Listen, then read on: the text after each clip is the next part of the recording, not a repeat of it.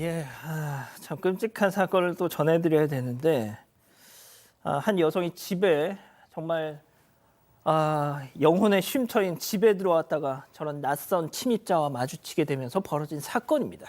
네, 이게 지난 9일 인천 남동구 한 빌라에서였는데요. 한 30대 남성이 20대 여성의 집에 몰래 침입을 했습니다. 그래서 화장실에 숨어들어서 이 여성이 귀가하기만을 기다리고 있었습니다. 그리고 여성이 집에 돌아왔을 때 화장실에서 나와서 범행을 저지른 겁니다. 이게 새벽 2시쯤이었는데요. 헬멧으로 이 20대 여성의 얼굴을 폭행하기도 했고 또 목을 조르고 손목을 묶어서 집안에 감금했습니다. 이 둘은 전혀 모르는 사이였습니다. 얼마나 무서웠을까요, 교수님? 네, 그렇죠. 네? 우리가 정말 예상치 못한 공격을 받을 때 우리는 이제 거의 본능적으로 선택을 하거든요. 내가 나가서 싸울 것이냐 아니면 도망갈 것이냐라고 생각을 하는데 사실 이 여성은 집이기 때문에 이 밀폐된 공간에서 이 남자하고 힘센 남자하고 싸우지도 못할 거라고 생각하고 도망갈 곳도 없는 거예요. 문이 다 잠겨 있기 때문에 그래서 아마 얼어붙었을 것이다. 우리가 프리즈라고 얘기하는데 완전히 얼어붙은 상태, 극심한 공포 상태에 빠지지 않았을까 싶은데 그런데다가 이 남성 성폭행도 시도하려고 했다고 하니까 사실 이 여성으로서 느끼는 공포심은 정말 최대치의 공포심이 아니었을까 싶습니다.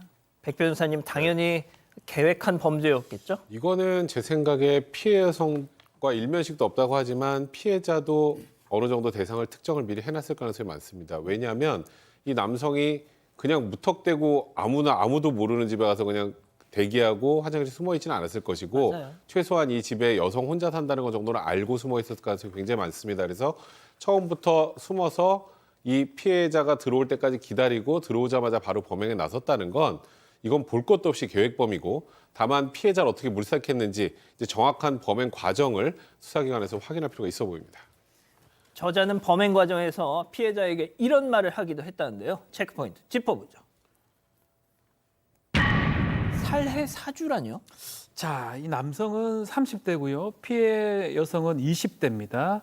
범행을 하는 과정에서 이 남성이 피해 여성한테 이런 말을 했다고 합니다. 내가 의뢰인으로부터 살해 수천만 원 받고 살해 사주를 받았다. 널 죽이지 않으면 성폭행하고 영상을 찍으라고 했다라고 범행 과정에서 이런 얘기를 했다라고 하는데 실제로 이제 사주를 했는지 아니면 왜 저런 얘기를 했는지 위협하려고 했든지 이건 확인은 아직 안 된 상황입니다. 그렇지만 범행 과정에서 저런 얘기를 했던 것 같습니다.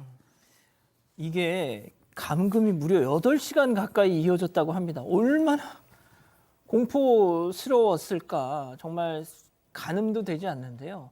자, 그래도 정말 천만다행. 그 와중에 SOS를 쳤어요, 피해자가. 네, 이게 감금 7시간 반 만이었습니다. 아침 9시 반쯤에 돼서야 틈을 노릴 수가 있었는데 현관문 쪽으로 달려가서 문을 살짝 열고 살려달라고 외쳤던 겁니다. 하지만 탈출을 하진 못했습니다. 이 남성이 다시 잡고 끌고 들어갔기 때문이었는데 정말 다행히도 이웃이 이 소리를 듣고 경찰에 신고를 했습니다. 신고받고 출동한 경찰이 이 현관문을 열고 진입을 시도했는데 이 남성은 경찰이 오니까 창문을 열고 여기가 빌라 2층이었습니다. 2층에서 밖으로 뛰어내렸습니다. 하하, 참 이자가 말이죠. 처음에 이 CCTV 영상 저희가 이제 그걸 보여드리진 않겠는데 2층에서 뛰어내리다가 또 발목이 접질렀나 봐요. 도망가면서 막 쩔뚝쩔뚝거리면서 도망가더라고요. 급하게 도망갔습니다.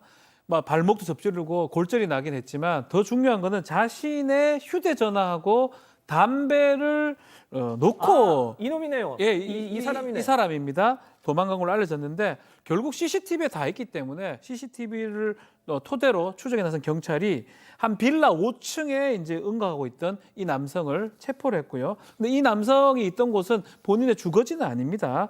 체포 당시에 말한 것처럼 2층에서 뛰어내려가지고 그때 이 발목이 골절됐고요. 이 치료 받은 다음에 유치장에 입감된 상황입니다.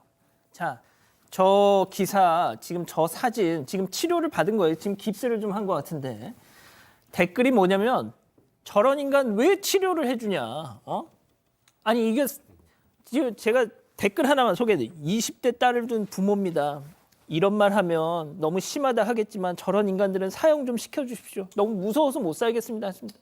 그러니까요. 저도 마음 같아서는 저런 인간 왜 우리나라 돈 들여서 저 치료까지 해주나 싶은데 그래도 그 이후에 조사를 하고 또 적절한 처벌을 받게 하기 위해서는 어쩔 수 없이 하는 과정입니다. 저도 뭐 저런 사람한테까지 저희가 인권을 얘기할 필요가 있는지에 대한 생각은 저도 시청자분들과 거의 비슷한 생각입니다. 다만 이제 법조인의 시각에서 보면 어쩔 수 없다는 걸 미리 말씀을 드리고요.